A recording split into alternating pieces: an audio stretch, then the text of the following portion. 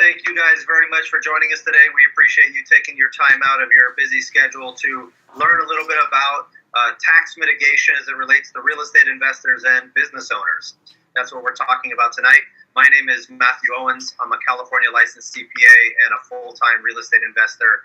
I leave the taxes to the professionals like Phil here that are involved in it on a consistent basis, that have a much larger knowledge base than I do when it comes to taxes and mitigating them and helping clients with legal and tax structuring and things like that. And so just to give you a little bit of experience, I worked at different CPA firms doing tax and audit until about a little over 10 years ago. I quit and started going into real estate full-time.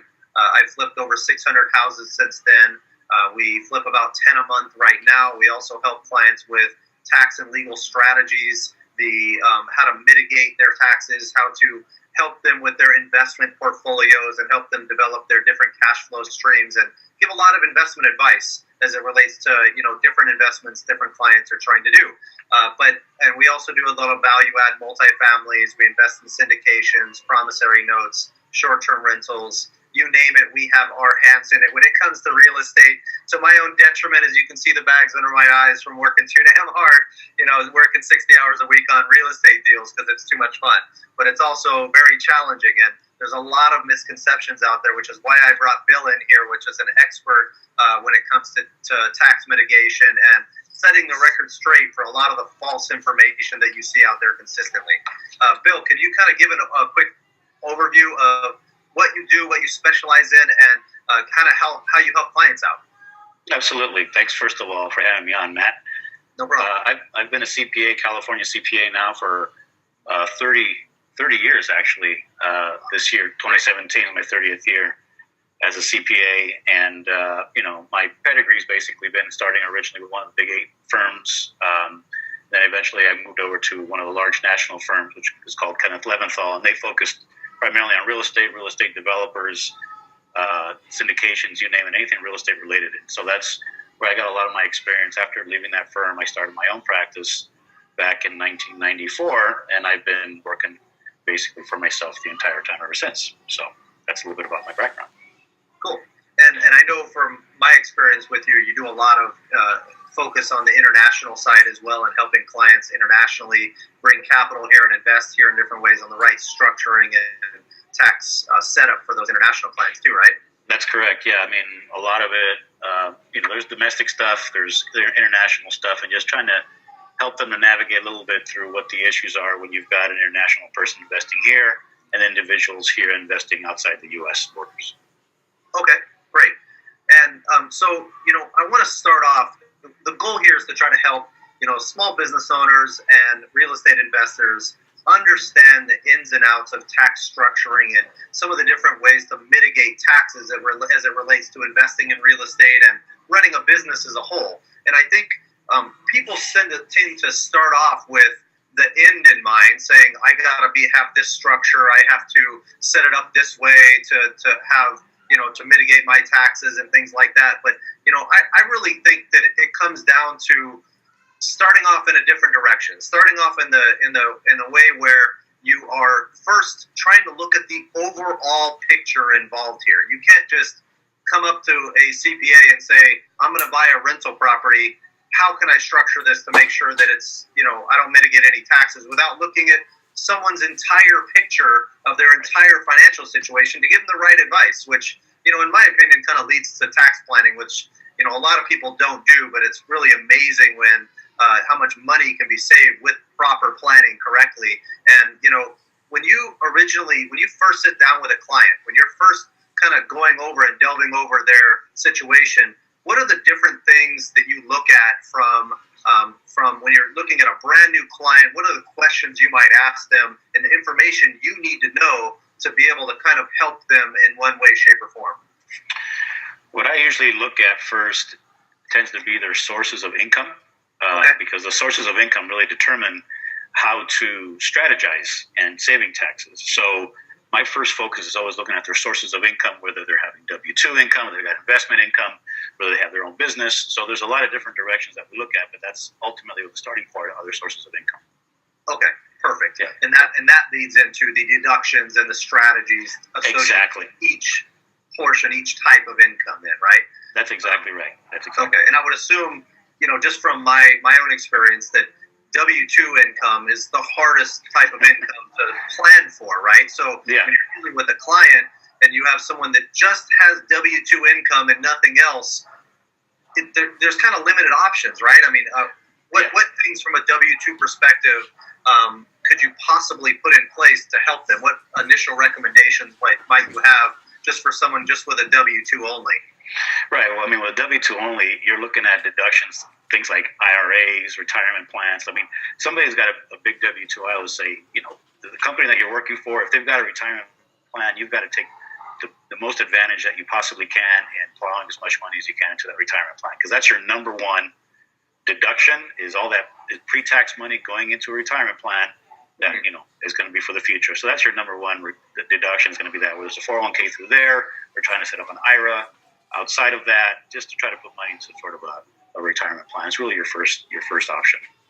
Okay. And then from there, you're looking at other personal expenses, like if you have a house and mortgage interest deductions and things like that, which are personal tax deductions. They're really not deductions that go potentially dollar for dollar against that earned income that you have from a W-2. Right. That's after AGI, adjusted gross income, right? So there's not really a whole lot of planning you can do with those things, other than you have what you have, and you have certain medical expenses, you have a house, it's a matter of saying, okay, we'll write those off, but there's not a whole lot of planning or mitigation you can do after you've already gotten your adjusted gross income. That's correct. And so, I think one of the things that I've found is that when clients come up to me and ask those types of questions, 90% of them are not prepared to have the conversation in the first place. That's right. And I would say, in my opinion, starting off with knowing and having a personal budget, knowing exactly all of your income sources, knowing what everything you spend your money on every single month, so that you could actually get the full picture in the first place. I've had people come to me at year end and say, here's a trash bag full of receipts. And I'm going, you want to spend $5,000 having me go through the receipts, no problem. But right. I'm not the one that's going to be doing that, So it's pretty amazing, and I feel like that's the first step, because what I do with my personal financials is I literally line out every single expense that I spend, and I'm a little neurotic when it comes to that, because I know how much it saves me. I know that every $30 could be $10 of an expense, could be $10 of savings or more. And so I look at that when I'm getting my receipts and my backup and things like that. And so I think the right tax mitigation strategies start with the right mindset and the right preparation for that. So, on an annual basis, what are the things that people should be compiling that can help you to mitigate those taxes more and give them more of a shot of getting the most deductions possible? No, that's a great point that you bring up, and because what it starts with is good accounting, and right. People hate that word accounting, but the reality is that if you don't have good accounting, it's just garbage. And so the old adage, garbage in, garbage out. So you have to have good accounting, and what good accounting begins with is tracking your income and your expenses, reconciling your bank accounts. I mean, so many people don't reconcile their bank accounts. It's unbelievable. And when you are able to track all your income and all your expenses by just simply reconciling your bank accounts, you're 75% of the way there in terms of tracking all your ins and outs, and then handing that over to an accountant or a CPA that can then go through and take a look at how you're allocating certain expenses. That's then where the professional comes in and says, you know what, here's an expense that you incurred, but you know what, this might be an expense that we might be able to categorize separately as a deductible type of an expense as opposed to a non-deductible expense. So, but it starts with each individual client compiling the information correctly and just reconciling their bank accounts, whether they want to use a program like a Quicken or QuickBooks or whatever they want to use to make sure that their accounting is complete for that year. And then when a complete accounting is presented to a CPA, then we are able to do a much better job in being able to properly allocate things to try to get them the biggest write-offs possible. Perfect. Awesome. And, it's interesting because I've met 10-year seasoned business owners that are flipping 10, 15, 20 houses a month. that don't have their books straight because they've never been educated on, this is what a balance sheet looks like. This is what an income statement looks like. And why do you track all this? A lot of people just think, oh, it's just because I got to do my taxes at the end of the year. But they don't realize that not having that done correctly, one, stops them from mitigating as many taxes as they could. If you didn't know that they spent X amount of money on meals and entertainment that could be attributable in some way to a business that now can be written off, or your cell phone bill or your home office or a million different things, you pretty much, when you become a business owner, so many of those personal expenses can then become business expenses in different ways, within reason, of course, and without pushing it. But at the same time, it's interesting that it's not just the tax liability at the end of the year that I think people need to understand why it's important to keep proper records and books in the first place. It's the knowledge that you gain from that every month. Could you imagine if you know every single month what your budget is and you set that up, and what your actual is every month, and you can decipher which specific expenses are out of whack, So, it's a great way to give your wife some help too, by the way, if you're able to track these things correctly. So she may not be happy with it, but it's definitely amazing. So, yeah, because at the end of the day, as you were saying, the accounting is a management tool. It's a way for you being able to see really where your dollars are being spent, how efficiently those dollars are being spent. So setting taxes aside, look at the economics, and accounting is strictly just economics and seeing where the money is going and where you're really being profitable and not profitable. You may find that certain areas of your business or of your investment are not as profitable as other areas of it, and that's what accounting does. It helps you to basically carve all that out. Right. It's interesting because you can look at every piece of property or investment that you have and analyze it literally on a quarterly basis or a monthly basis to see what the profitability of that specific asset was, and if it's performing correctly, or if you need to make adjustments to move that correctly. So on our side, we do budget versus actual on every single rehab. And we do the budget versus actual on every rental property. We go through and analyze our budget versus actual on our company business and expenses, and every little thing you can think of, what our return on investment is on every single investment. And to do that correctly gives you so much power. It's amazing, That's right. So, and all these things you've been talking about right now, none of them have to do with taxes. Oh, right. Yeah, I totally understand. And that's the value. You get so much more value out of doing what you're talking about than you do out of trying to find somebody to save taxes. Because you don't want to make decisions only based on taxes. And I see that a lot, where I say it's the tax tail wagging the economic dog, where you're just focusing so much on taxes, you're not looking at the value that you're getting out of the economics out of the deal. Right, exactly. And it's interesting, just to end on that note, on the importance of tracking correctly. A couple of quick ways to do that. QuickBooks is a great tool to do that. Sometimes it can be a little complex for someone that's brand new. So, Quicken can be a great tool. Also, Mint.com. It's an Intuit tool that allows you to sync all of your accounts and your credit cards and your bank accounts and all that, and even input cash transactions and put budgets in place and things like that, where it's automated for you. It's not the best tool for business specifically, but it actually, if you're just starting out, it's a great way to get a gauge of where you are financially. So, that being said, let's talk a little bit about, tax mitigation as it relates to, specifically real estate investing and, business owners. Just to give you an example, I'm going to start with a business owner that's creating active income. Let's talk about, I think I referred you a realtor at one time that was doing a lot of her own realty business in her own name, okay? Right. And can you talk a little bit about what strategies you implemented to try to, and what she was doing by, what it was costing her by having it structured incorrectly? Right. Well, basically, the first thing that I noticed in her situation is that she had everything set up as a sole proprietorship, and which is the easiest form of having a business, because there's no separate entity, it's just you.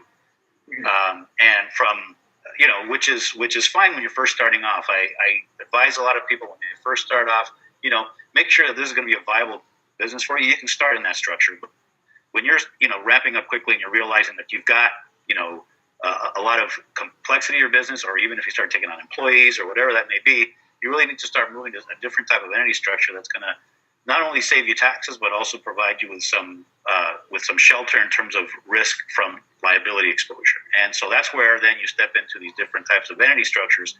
That the first primary thing that they do is protect you from liabilities or from potential exposure, from risk, from being sued, and that kind of thing. And then from there, then that's where I try to advise on, which is the best structure for tax purposes. Okay, and in this case, when someone is doing or making a ton of money in their own name, just from so granted, entities are great for liability protection. It makes sense to protect yourself individually from employees, or doing your own flip, or investing in rental properties, or if you're running a complex business that has liability attached to it. That's another animal on the liability side. It relates to the tax side because it's all entity structuring in itself. But what would you recommend if someone's making a couple $100,000 a year net in their own name and their own sole proprietorship? What type of entity would you think that might be a structure for a small business owner that they want to use?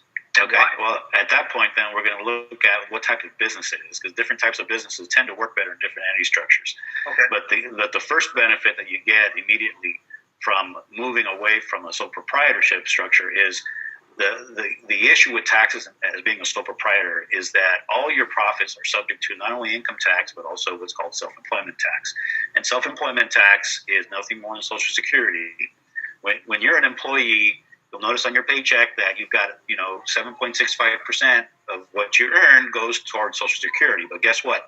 Your employer matches that as well. Well, when you are a sole proprietor, you are both employee and employer. So now that 7.65 just basically doubled, and you're at about 15%.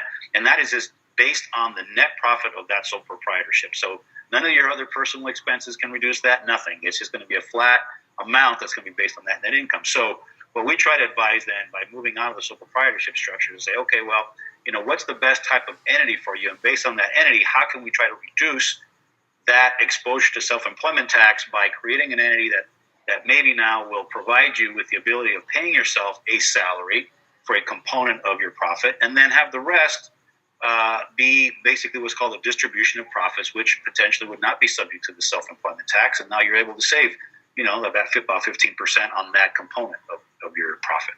Okay, and you're primarily gearing towards S corporations, I would assume, in this case. Correct. To say that, and that's so in an S corporation. And tell me what your thoughts are if there's differences from my understanding of it. But basically, like if I'm making $200,000 a year in my own name, 15% is like $30,000. So right. I'm getting killed with self-employment tax on $30,000 on that. I'm paying 15% on all of my net income, which is gigantic, on top of federal and state income taxes as well. But if I go and put it into an S corporation, put my whole business into an S corporation, and I still net that $200,000, I pay myself what's called a required minimum salary, or a salary that's commensurate with the business that I'm in. So, say minimum wage, which of course is pushing it in certain industries, but minimum wage is $20,000, $25,000 or whatever it is a year. Then then you can pay yourself a salary of that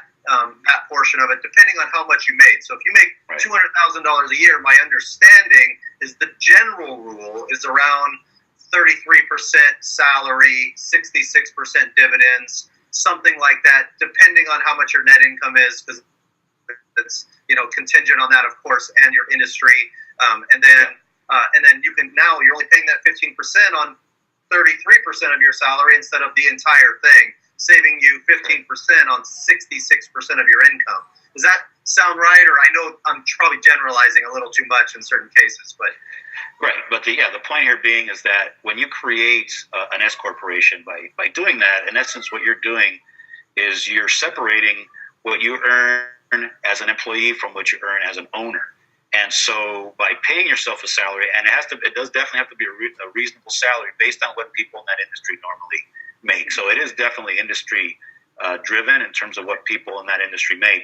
But as long as you're paying yourself that reasonable amount, then you've complied with your requirement as far as the IRS is concerned by paying in your Social Security based on what you've earned as an employee. And then the rest of it is the component that then you can take as a dividend or distribution. That's the rest of the profits, and that's really what you're sheltering from that self-employment tax. And are there guidelines out there anywhere that allow you to understand what is normal for your industry? Yeah, I mean, you really have to kind of look at, I look at trade associations, et cetera, talk to some professionals in that area in terms of what they pay. So, obviously the part of the country that you live in, that also determines how much the amount should be. So there's a lot of factors that go into it, but, I would start with definitely looking at, start with your trade associations, look to see what people are making in those areas, and then obviously then look regionally to see what, based on where you live, how much people are making in that area. But it's more about backing yourself up that you did the research for the IRS. Exactly. Than that's exactly right. A specific exact amount or something like that. That's correct. Okay. That's correct. Okay, cool. And so that's one thing I see a lot of clients doing is a lot of times they set up an S corporation or something like that way too early when it doesn't necessarily, they haven't made any money yet. Or they're making a couple $1,000s a year, and then it's just a cost difference, right? I mean, you're just looking at, you have entity costs, you have a tax return, you have bookkeeping for the entity, you have your annual fees and your state costs and things like that, versus how much you're saving in taxes, which it might be a couple $1,000s a year. And I think I've done the math before, and is it around 35,000 a year net or something like that when it starts to make sense? Exactly. Yeah, that's correct. Because now, as far as what you're spending in terms of maintaining this entity, and as you mentioned, just all the compliance requirements of sending in tax returns, et cetera, the cost of setting it up, everything else, it's not worth it really until you get to a point where you're making money, one, and number two, where you're really seeing that this business venture that you're in is really going to be more for long term than it is for short term. Okay, right. Yeah. That makes sense. Okay, and then so let's talk a little bit about rental property and flipping property and things like that. Okay, so. Okay.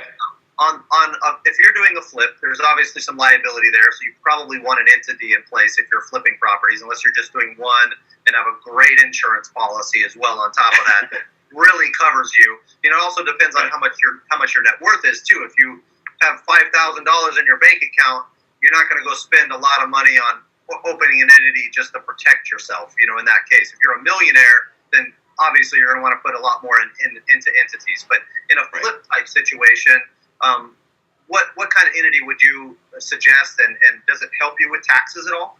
Right.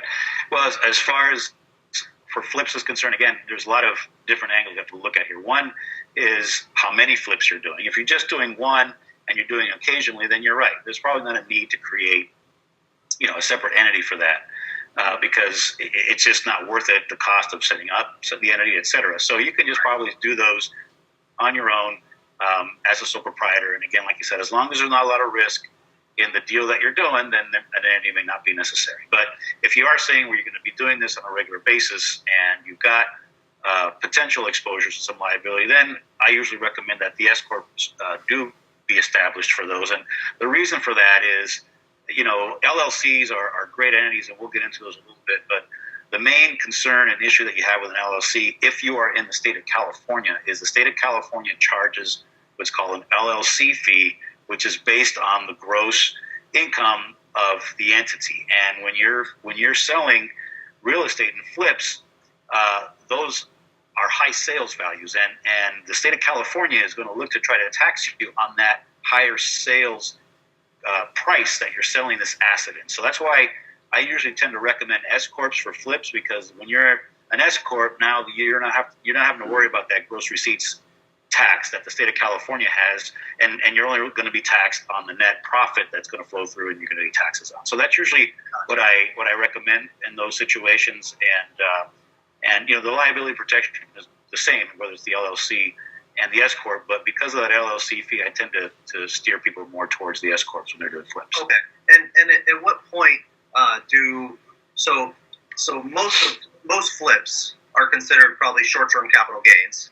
Correct. At what point can they become ordinary income in certain cases if you're doing a lot of them or something like that?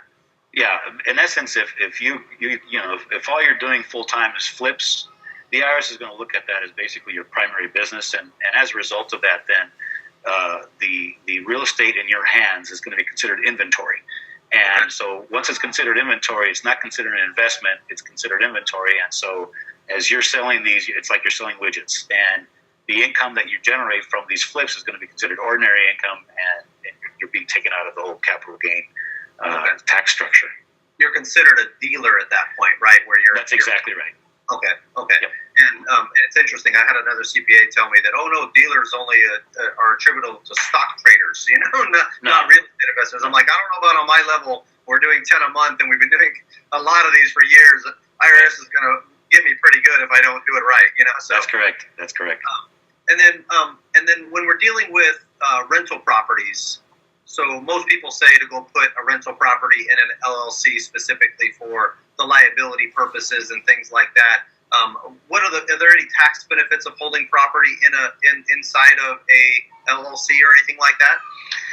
Not really. I mean, if you own it from a tax perspective, whether you own it just in your name versus an LLC, there's really not any tax benefits. Again, it's really more for purposes of liability protection that you do it there. And liability purposes, people say, well, at what point should I consider doing something like that? And I usually tend to tell them, well, it really depends on the nature of the property. If it's a multi-unit property, or you also look at the location of the property, those would be the kinds of factors you look at to determine whether or not you're going to have liability exposure. And you look at the tenants that are in that. Because I've got a client who owns properties, but they have nightclubs on them, and so there's a tremendous amount of risk in a nightclub because things happen in nightclubs. Right. And so I advised him to definitely put those properties in LLCs and in separate LLCs so as not to have the risk of having one property potentially encumber another one should there be some sort of a lawsuit. And so again, you're looking at the nature of the properties, where they're located, what's the nature of the tenant that's in there. Those are all kinds of factors that you look at when you're considering whether or not to put it in an LLC or not. Okay. So just to clarify any confusion there's not really a whole lot of mitigating tax mitigation by putting a rental property in an LLC versus your own name.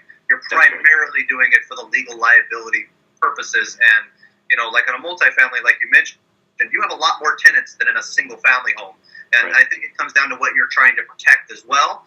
How much assets you have personally and how much equity is in that property. Because a lot of different attorneys, because they want to go write the operating agreements and set up the entities and things like that, will tell you, go get an LLC for every single rental property you open individually. And the cost associated with it is substantial when you do that. Absolutely. If you're owning one rental property in Tennessee where I invest and you're making $300 a month, you don't really need an entity for something like that if it's one property, unless you're a millionaire and you're like, I'm not going to take any risk on personally. And I think it's also a mitigation thing or a determination between getting really, really good insurance and understanding the exclusions in those policies and what they cover versus the cost associated with opening an entity as well as what you're trying to protect in the first place, So like if I'm running a short-term rental business, there's tons of tenants going in and out of that thing all the time. There's potential for people to try to throw parties. There could be a pool there. There could be a lot of little issues. And so having a really good insurance policy and an LLC in place might be better for that type of asset versus just a normal single-family home that you have one renter in or something like that. So, exactly. And I think there's some state tax issues as well when you're opening LLCs. Like, we discussed before in Tennessee how I can go and if I have a Tennessee LLC, I can basically go through and have it set up where it's exempt from the excise and franchise taxes in that state as long as it's 95% owned by family and it's a Tennessee set up LLC, which I still have to register here in California because I live here. And I think that's something that I think is important, that a lot of people think, go set up your Nevada LLC because then you won't have to pay the franchise or the California $800 tax, So, and can you kind of talk about that and what the California Franchise Tax Board's stance is on that and how they look at it? Sure. Well, there's two components. First of all, if the property is located in the state of California, it's automatic because the issue here is what's called nexus, and nexus determines the source and location of where the income is coming from. So if you got a California property and you set up a Nevada LLC, it's not going to do anything for you because it's considered a California property. Therefore, that Nevada LLC that you just set up needs to be registered as a California LLC also, and now you're going to have to file in the state of California. So that's the slam dunk. There's no issue that you have a California situation. Now, if you live in California and your property is in Tennessee or in some other state, you still have the issue where if you're managing that property, and managing is not necessarily the one who's collecting the rent. Managing is the person who's doing the accounting for it, who's responsible for it. If you're here in California, California's still going to say, you know what, even though that property's in Tennessee, so you're saying, well, no, there's no California property here, it's in Tennessee, you're still going to have to register that corporation in California for all intents and purposes because you're basically managing that deal out of California. So California's going to say, you know what, you got to record that, register that here.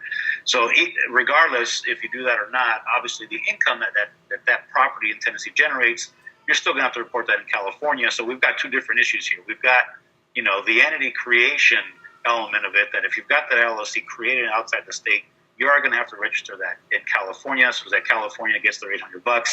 And if for whatever reason you don't do that, it doesn't matter. You still got to record the income from that property on your tax return, and that's how California's going to find out about it. Say, well, wait a minute, what's this income that you've got from this property outside of California, and what's the situation with that, and how are you going to report that? Yeah, because you're going to get a K-1 from the entity that flows into your personal return, and they're going to say, we didn't get our $800. There's an automatic flag. Thanks. Exactly. And you didn't register it here, so here's some penalties along with it. So exactly. That's so true. That's exactly right. And then, I think it goes the opposite way too, right? Where you have a lot of people that, maybe they're investing in different markets in different states, but they live here in California and they open a California entity and they want to put that out-of-state property in the California entity. And so and a lot of people don't realize that you have to register it in that state as well, not just in California, so that you have the proper liability protection because you can be considered an unrecognized entity in that state. And I know we're talking a lot about legal liability and things like that, and so everybody knows on the call, we're not attorneys. We're giving you our advice just as CPAs, trying to help you understand the risks involved. You have to go to an attorney to understand your specific liability situation. So now that I'm away with that, you can't sue me anymore for any of this. Thanks for the disclaimer. Exactly. Talk freely, So exactly. Okay, cool. Let's talk about some of the benefits associated with owning rental property as a whole. And most people understand the depreciation aspect of it, but can you kind of give a breakdown or a quick overview of how you determine what the depreciation is on, call it a normal single-family home? Okay, well, the depreciation rules that are established by the IRS are pretty specific in terms of, what you're able to depreciate over what period of time you're able to depreciate and, what components are involved. And so, there are basically two different directions, whether you have residential real estate or non-residential real estate. So if it's a commercial property or industrial property, office, if it's not residential, the life that you have to depreciate that asset over is 39 and a half years. If it's residential, it's 27 and a half years. And so, but that's not the entire property. What you get to break down and look at the different components that are located within that property to then try to depreciate some of those assets that are part of that property. Maybe, you have a residential property that you provide a refrigerator or a stove or something. Now, those particular assets are able to depreciate over shorter periods of time. And those are all determined by the IRS tables that are in place. Okay. And so when you originally buy a property, aside from all those other small assets, typically my understanding is you do a land building split. And how do you back yourself up for the IRS purposes on what you choose for building? Because to me, I can go look at the, different things in Tennessee and say, no, land is worthless. It's 100% depreciable. I can make that argument, right? But and that's really pretty subjective. There's, what I usually tell people, well, if you want something hard and fast to back yourself up, is look at the property tax. Your property tax statement will usually allocate what the value is of the improvement versus the land. So that's an easy one to use, but in some situations, you need to apply your logic to, where the property is located, based on comparables in that area. You may be able to, change that allocation percentage. Obviously, the more you allocate towards the improvement, the better off you're going to be, because that's the component you can depreciate. You can't depreciate land. So you're always looking to try to find ways of being able to allocate more towards the improvement. Okay. And so after you do your land building split and things like that, is there ways, so we talked about, a refrigerator and what happens in year 3 if you have to buy a new HVAC system or something like that costs you $3,500. You write that off over 5 to 7 to 15 years, depending on which that specific asset falls in under the IRS guidelines, and then versus being able to write the whole thing off now. I know a lot of people in the past have just gone through, and no matter how much repairs happen, they're just writing it off on their taxes as an expense the year they incur it. And of course, the IRS, I believe, started to crack down on some of that stuff. Can you kind of give a little feedback on how to determine what you need to capitalize and depreciate versus what you can kind of write off now? And is there ways to get them written off faster? Right. Absolutely. So first of all, you brought up a good point in terms of what the issue here is. How do you determine what's a repair versus what's an improvement? Right. And the IRS basically has definitions for both. And a repair tends to be something that you're just trying to put back into working condition, something that broke down and you're putting back into working condition. Whereas an improvement is something that's going to extend the life of the overall asset, something like a roof. You have to put, your roof's got a leak. Well, if you patch the leak, that's a repair. But if you put on a whole new roof, that's an improvement. And that has to be depreciated over a period of time. So repairs, you write those off in the year that they're incurred. And improvements have to be written off over the life of that asset as defined by the IRS. So if it's a roof, it could be different than if you're replacing a toilet, say. Each type of asset have what are called different asset classes, and those are depreciated over different periods of times. Now, some are, depending on the type of asset category. Now, some of them you are able to write them off, even though it's an improvement and they have to be capitalized. Some of those you may be able to take certain aggressive positions where you can write them off over a larger portion over the first year, and those are what's called bonus depreciation on certain assets and some assets you're able to write off the entire amount, like we talked about the refrigerator or the stove or whatever. Those assets you can take what's called a Section 179 expense, where you can write those off over in the year that you purchased them, as opposed to have to write them off over a period of time. And other assets you're able to write them off half, what's called bonus depreciation. You're able to write them off half of it off the first year that you incur the cost, the rest of it over the life of the asset. So again, it depends on the asset and the approach you can take on those assets. Okay, that makes a lot of sense. Yeah. Okay. But really what it comes down to is it improving, is it extending the useful life of that asset substantially? Exactly. So all I heard was repair a quarter of the roof every year for 4 years, so then you can write it all off right there, which is probably the same thing anyways. But anyways. Right, that's exactly right. Don't do that. But don't do that.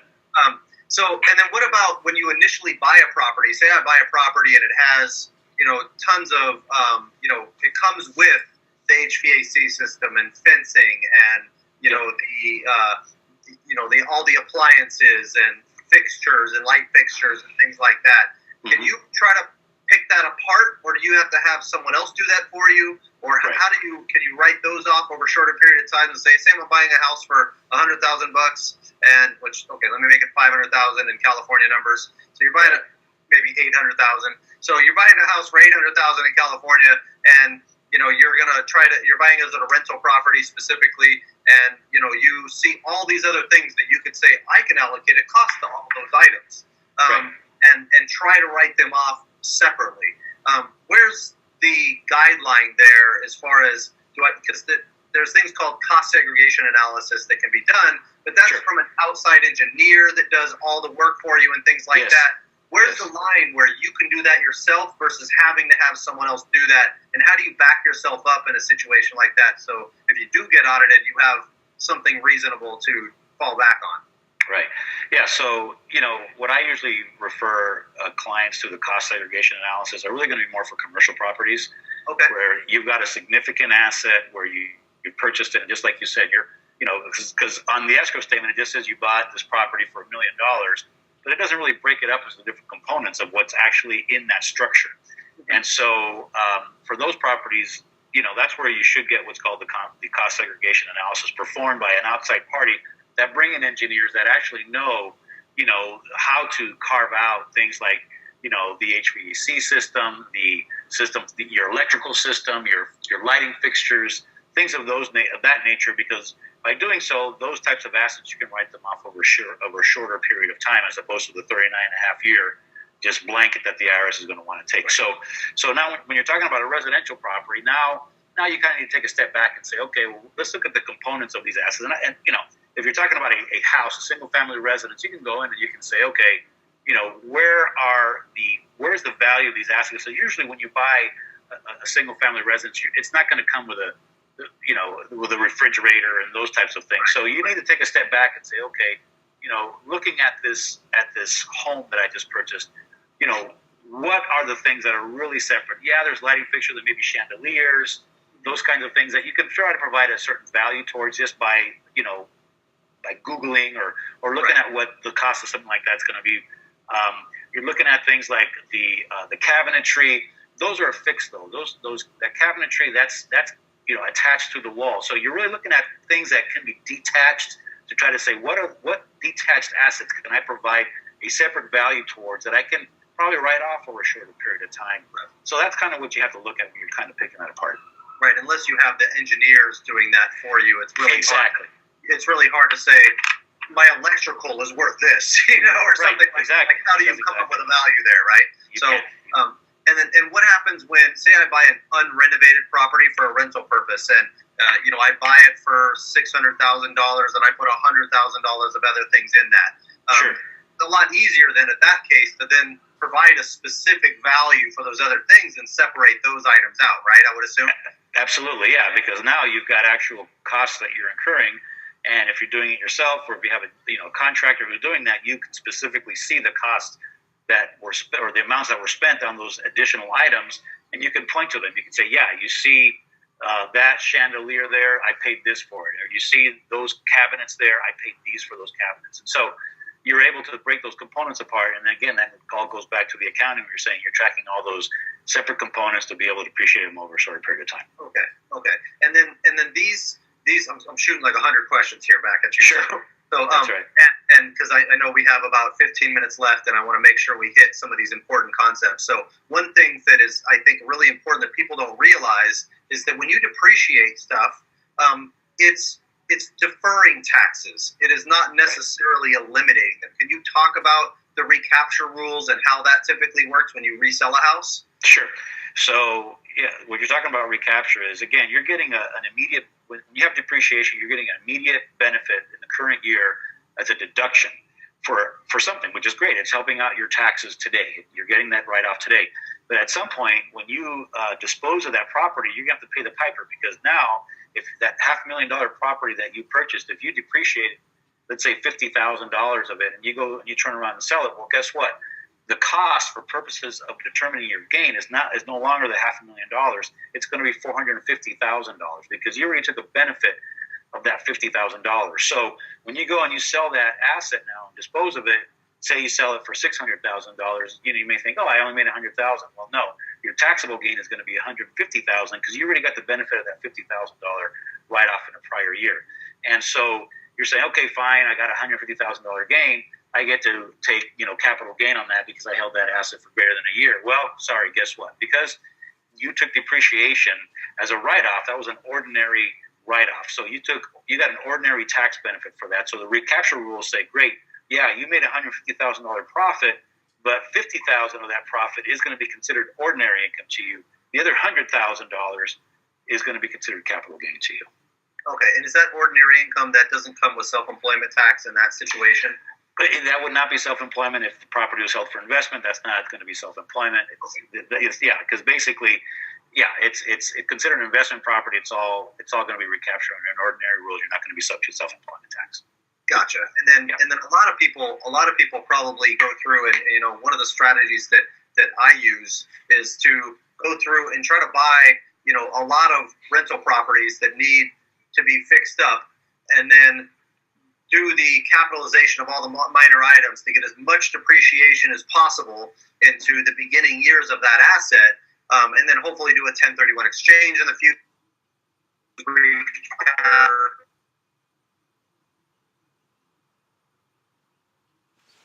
Going against my other income, is there rules there to make it so that I can't write that off, and what are those called, and how do you get around that? Right. So basically, there are catch-alls in place where the IRS has placed what are called passive activity loss regulations, and we could probably spend 8 hours talking about those. But in general, what they relate to has to do with how much of a write-off benefit are you getting from this investment property. They compare that to the amount of income that you generate from other sources. So the IRS says if you are making $125,000 of income from other sources, and you have losses that are attributable to investment properties, we're going to start limiting how much of those losses that you can write off. And so once you've reached the point where you have $150,000 of income from outside sources, now those losses are going to be limited, and you're basically not going to be allowed to deduct those losses that you're generating from that investment property, because it's considered a passive activity. It's not a type of activity that you're working on. It's an investment type of property, an investment type of activity. So those losses now are going to be deferred, and you're not going to be able to write those off until a future year, where you're either going to have income from that property or other passive activity type properties to offset it against, or until the year that you dispose of the property, in which case then, you'll be able to get the write-off for that. Okay, unless you're a real estate professional, correct? In which That's case, correct. That's correct. In which case you can write off pretty much all of it against your other income, which is great. But at the same time, how do you back yourself up to make sure that you're a real estate professional? Because I know they're coming down on people hard on that piece. Absolutely. A real estate professional is obviously someone who dedicates, a majority of their work towards real estate activity. So, I'm a CPA, and I spend, the majority of my time doing work as a CPA. If I go get, a rental property and I invest in that rental property and I generate losses from that, it's going to be hard for me to prove that I'm a real estate professional when I spent the majority of my time working as a CPA. So real estate professional is a term of art that's defined in the code, where you're basically saying you got to be spending 750 hours a year working in real estate types of activities, where and it's all inclusive. So you could be a realtor, you could be selling houses, you can be investing in property. So they're all real estate types of activities where you now have to meet this threshold of 750 hours to make sure that you can be considered a real estate professional, to then take advantage of the fact that any losses that are now generated from these passive investments, you can take them as a deduction and not be worried about these concerns of having to defer that loss. And by the way, that real estate professional is a term of art that's only for federal taxes. State of California does not recognize that. So they don't care if you're a real estate professional or not. State of California is going to say, you know what, a passive activity is a passive activity, and you're still going to have to pay the tax on that income. You're not going to be able to get around this real estate professional law. So when are we moving to Texas, Bill? That's exactly right. Yeah, state of California they consider themselves their own country, and they've got their own rules out here where it's very difficult to try to get write-offs. That's for sure. So one strategy, just kind of switching gears from depreciation and stuff, and one strategy a lot of people use to mitigate their tax liability is to self-direct their own 401ks and IRAs and things like that into different investments, and have really high yielding investments and make a ton of money inside their own IRA, where they control it themselves, and they don't have to they don't have to basically go through and claim that income on their individual taxes, because they're able to get a lot of their investments inside their own retirement vehicles in itself, which can be hugely valuable from the Roth IRA and traditional IRA, or Roth 401k and Roth and traditional 401k standpoints. Right. One of the things that I really love is the contribution limits and things like that associated with when you're a self-employed individual and you have a solo 401k plan, for example, and you can contribute, what is the limit now, like $18,500 a year personally, right. And then you can contribute, what is it, I think it's 25% of your salary that you pay yourself if you're self-employed into your own 401k plan. So you pay yourself $100,000 for your salary, then you can easily go through and put in another $25,000 right into your 401k plan as well, right? Correct. And then I think there's some other aspects to that, like you can have a self-directed health savings account and things like that. But there's also some taxes that can be associated with running investments inside your own retirement account. So there's one called the Unrelated Business Income Tax, UBIT. Can you kind of give a quick overview of what that is and how you get taxed on that? Sure. So when you're dealing inside of an IRA, and self-directed IRA, which is really what the topic is we're talking about here, is you have to be concerned, first of all, that the investments that you're making, they're truly arm's length, third party types of transactions. They can't be where you're putting your own assets into an IRA that you're getting benefit from, because there are rules in place that are called self-dealing rules, where if you're saying, you know what, I've got a property now that that I own, that I'm running my business out of, and I'm gonna take that property and I'm gonna stick it inside of this IRA, so that now this rental income that I'm paying myself is going to accrue inside this IRA. I don't have to pay taxes on it. This is fantastic. No, that's considered self-dealing, and you're not allowed to do that. You really have to make investments that are assets that you are not deriving any kind of self-benefit from, like you're using as a vacation home, that kind of a thing. Right. So you're really talking about truly a property that you're buying, other people are renting out, and that you've got the correct type of custodian in place that's overseeing the operations of that self-directed IRA. Now, the UBI issues that you're talking about, unrelated business income issues that you're talking about, are the types of issues that occur that when you actually have an operating business inside of an IRA, and that operating business, let's say, so I have a client that does this. He's established an LLC that holds the assets of the IRA, where he is actually doing developing inside of that LLC. And so the development that's occurring in there then issues distributions of the profits to the IRA account. And so the issue is that there does have to be, the business itself does have to pay a tax associated with the profits that it's generating. And that's where you run into these UBI issues, because the whole purpose of an IRA is really just investment. They're investment assets. If you're operating a business out of that self-directed IRA, then a tax has to be paid based on the profits that business is generating before it distributes the profits to the IRA. And that's the UBI issue that you're referring to from a business profits perspective. And thank you for reiterating the importance of the lack of self-dealing and things like that, and having the proper custodian. Basically, right. A self-directed IRA, for those of you on the line that don't know, is just like a traditional Fidelity account or something like that, but with a company that has a custodian that allows you to self-direct it into the assets that you want to put those things into, with some exceptions as well. So no collectibles, life insurance policies, things like that you have to stay away from. And there's people that you can't do business with. You can't do business with lineal descendants, parents or kids. You can do business with brothers and sisters and and cousins and people like that all you want. You have to be careful about closely held business relationships and things like that, where you could be construed getting present benefit. Just exactly what you were saying, Bill, where it's interesting where, if I go through and I want to go buy a property with my own IRA, and I have $50,000 and my IRA has $50,000 to go put down, and I couldn't do it individually with all my money, and my IRA couldn't do it individually with all my money, we just got present benefit from each other. So exactly. You can't do something like that. I couldn't buy a property from my IRA or sell a property to my IRA. That's a prohibited transaction. So before investing in any kind of self-directed IRAs, you have to get educated on what you can do and can't do, because the custodian's job is not necessarily to try to stop you from screwing up and costing yourself a lot of money. Even though they try to stop you, but at the same time, they're not going to take the liability on for that. And they're not going to, if you don't tell them something, you could definitely do it. And that's a big problem, because it can cost you a big tax bill on all of the money inside your 401k or IRA. So that's a huge issue that I think is important. And when it comes to the UBIT tax, UBIT, flipping properties can be considered a business inside your IRA, especially if you're flipping outside of it and it looks like you're running in the continuation of your business inside of your own retirement account. So when I buy properties inside my retirement account that I want to realize the equity, I always rent them. I always wait for longer than a year, and my intent is to hold them.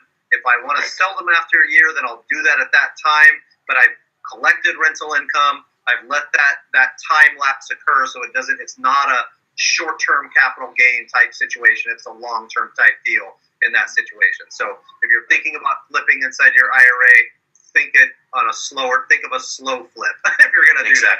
So and rent that thing out as well. So and then let's talk about UDFI, unrelated debt financed income tax. inside of an IRA. When does that come to fruition? Okay, well, that gets a little bit more complicated now, because what you're talking about is having to do with the debt that was utilized to acquire that property, okay. and the gain that's once you do sell that property. If you have, depending on the type of loan that you have, if it's a non-recourse mortgage type loan, then the debt finance portion of the property's profits is subject to this unrelated business income tax. And so what you have to do is you have to look at how much debt was taken out within the IRA to purchase that property, and any gain attributable to that debt is subject to these unrelated business income tax types of issues. Because in essence, what you've done is you've generated a profit on somebody else's risk, if you will. That's kind of the way that I look at it. And the profit that you generate on that portion. So let's say if it's $1 million property, you uncovered, whatever, 600,000. That's 60% of it. You sold it. You made gain of $100,000. Well, because you uncovered 60% of it, 60% of that gain is going to be applicable or attributable to this UBI type of tax that you have to pay on that. So that's how it works. How's the tax rate determined on that? Is that the maximum allowable tax rate? Is that your personal income tax rate? No, they're based on the trust tax rates, which are the trust tax rates are basically the same as individual rates, but they reach the thresholds at a much sooner timetable. So where you may not reach the 30% tax rate as an individual until you're at, say, 200,000. At a trust level, you reach it at 20,000. So the scale you reach the scale much faster. So you're basically, in essence, paying a higher rate on lower dollar amounts. Right. And I think it's important to understand too, if you're buying like a rental property inside your IRA and you borrow funds for that, typically it has to be a non-recourse loan. You can't be personally guaranteed for an IRA loan, because then your IRA is getting present benefit from you in the first place. Exactly. However, if I borrow $60,000 on a $100,000 house, and so 60% of it, and I'm making rental income associated with that income, then I'm taxed on the rental income. But I also get 60% of the depreciation benefits associated with that as well, that'll counterbalance that rental income as well. And one quirk that I absolutely love is that inside of an IRA, you have the UDFI, that debt finance income tax. Inside of a 401k, you don't. So it's just one of the most amazing things ever that I'm like, sweet, borrow all the money you want inside of a 401k. Now we'll see when they come out with the stoppage for that, Right, so right. They don't, but we'll see, so but it's interesting, the different quirks that are out there sometimes. Mm-hmm. So, and if I'm wrong, definitely tell me I'm wrong. I don't care. It's fine.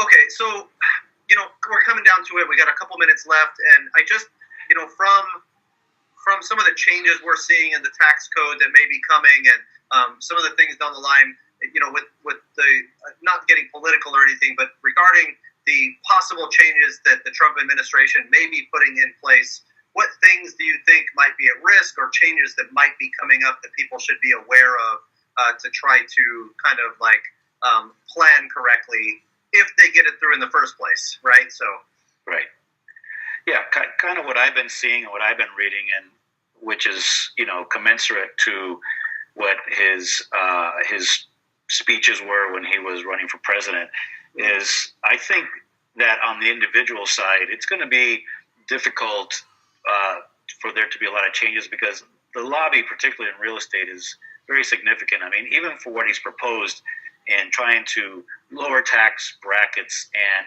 reduce certain deductions, he's not impacting any of the mortgage interest type of items, which is obviously something that's a tremendous write-off for most individuals.